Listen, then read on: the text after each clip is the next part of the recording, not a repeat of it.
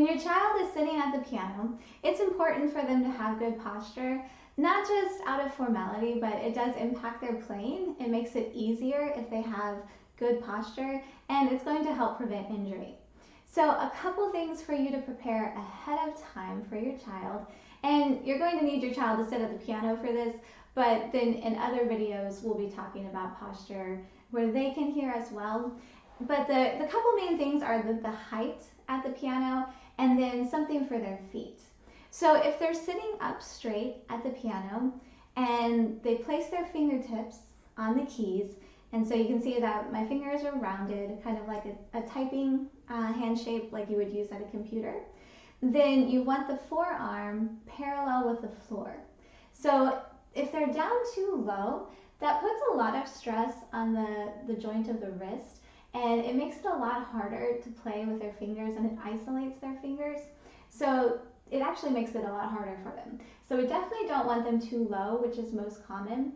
And we also don't want them too high where they're attacking the keys from the top. So the ideal is with the forearm parallel to the floor.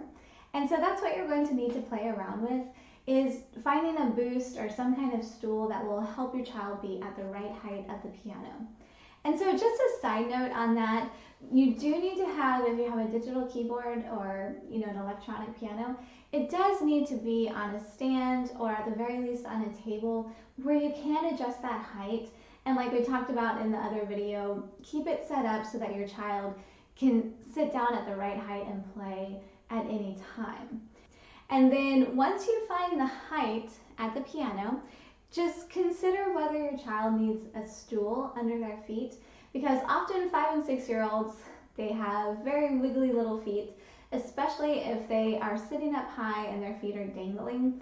And so that can either be uncomfortable or a distraction or something that's getting them in trouble. And we just want to avoid that and again make them as comfortable as possible and make it easy for them to play.